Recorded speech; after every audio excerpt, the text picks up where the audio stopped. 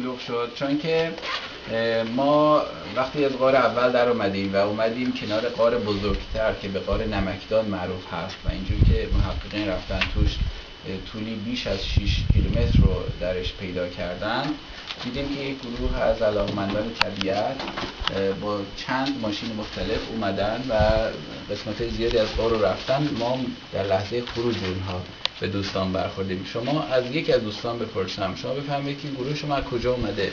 از تهران، از طرف گروه دامن. گروه کوهنوردی هستید. از گروه شما چه کسی قبلا این غار رو رفته بود؟ من که نرفته بودم، مثلا سرپرست برنامه‌های تهرانی هستن. آقای تهرانی قبلا رفته بودید؟ نه، هیچ من دوستان غار رو نرفته بودم. از کجا شناخته بودین غار رو؟ ما بالا دوستان گفتم از طرف دوستان گروه دامونی هم هستن، تو گروه کوهنوردی که باش اومدیم، گروه کوهنوردی نمونه هستش، تقویم چینی که کرده بودیم. نه اطلاعات این غار از کجا پیدا کردید؟ اطلاعات غار رو به صورت جست و گریخته از توی اینترنت سرچ کردیم. شنیدم که یکی از اعضای شما اینترنت رو جستجو کرده و دیگه خانم زاهدی شما بودن.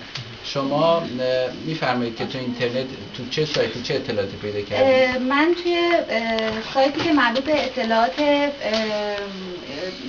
حالا دانشگاهی بوده در چک که دانشجویانشون سال 97 برای اولین بار اومده بودن و این غار رو حالا تا نزدیکایی به آخرش رفته بودن و تخمینی که زدن گفتن که این غار بیشتر از 6000 کیلومتر 6000 متر هستش و حالا از یه غار دیگه که توی فلسطین اشغالی پیدا شده روز 5800 متر هستش بزرگتره. تا این حد شما فهمیدید. شما چی رو جستجو می‌کردید تو اینترنت؟ چه کلماتی رو؟ غار نمکی، نمکدان و شنیده بودید چیزی در این مورد؟ آره. کلمه‌ای که من جستجو کردم اول رو کلمه‌های فارسی سرچ کردم که شما چیزی پیدا نمی‌کنید خیلی. بعدش انگلیسیشو سرچ کردم روی سالتی کیف که برخوردم به یه لینکی که یکی از همون دانشجوها توی وبلاگش نوشته بود و آدرسی داده بود که توضیحات کامل‌تری در موردش. آقای درشوری، شما که مسئول ژئوپارک منطقه قشم هستید، سابقه مطرح شدن این غار رو از اون زمانی که این کلا میگن دانشجوها اومدن برای توصیف می‌کنید؟ هم با دانشگاه شیراز ارتباط داشتم، دانشکده زمین شناسی. من از سال 53 میام بهش. بله. بچه‌های دانشکده زمین شناسی بهم گفتم با دانشگاه چارلز چک 5-6 ساله دارن کار میکنن رو هرمز. یکی یه گنبدی تو خمیر و اینجا گنبد نمکی قشم. یعنی اینا کار میکنن صرفا از نظر زمین شناسی یا دنبال غار؟ دنبال غار فقط. بله، اینا گزارش هاشون هم هر سال میذارن تو هم سایت هاشون، گزارش های مفصل و فوق‌العاده دقیق. یعنی کروکی غار رو میکشن تو گزارش هاشون، هر 50 متر یه مقطع از غار میزنن. یعنی شما میدونید که وارد غار میشین، ورودی غار کوتاه است، بعد میرین تو یه سالن، بعد دوباره میرین تو یه کانال تنگ و تاریکی که پایینش هم آبه.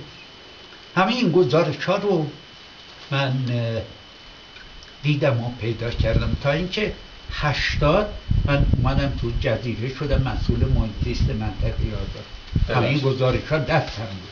ببخشید، شما الان تجربه رفتن تو غارتون تا چقدر بود؟ چند متر هست می‌ذارید رفتید تو؟ من فکر کنم 5-6 متر بیشتر بود. این توصیفاتی که ایشون کرد به عینه دیدیم؟ بله، ببینید به چه شکل از غار به این شکل که نشیمنگاهی نشه که بعد دو پا به حرکت بکنید، این به فواصل تکرار میشه. بعد دوباره یک حالت سالن مانندی میشه، سالنی میشه که توی قندیل‌های نمکی آویزون هستش. مدام سالن اول قندیلاش کوتاه بود، سالن دوم که ما رفتیم قندیلاش خیلی بلند و زیباتر بود. شما بگید آیا رد گذر سیل توش دیدید؟ من دقت نکردم.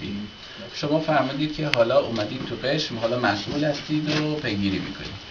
من دیگه منتظر بودم بچهای چک بیان دانشگاه شیراز، همکارشونه و بچه‌ها اومدن، بچه‌های حرفه‌ای جوان. البته تو استاد محسن هم داشتن چون شاید یکیش از منم محسن‌تر بود، استاد زمین شناس. بله، و متخصص غار نورد چیلبرز بودن بعضی از بچه‌ها. من اومدن و رفتم تو غار. روز اول همون پیریه رو استاد پیرمرد رو دیدم، گفت میاییم بریم. من گفتم شما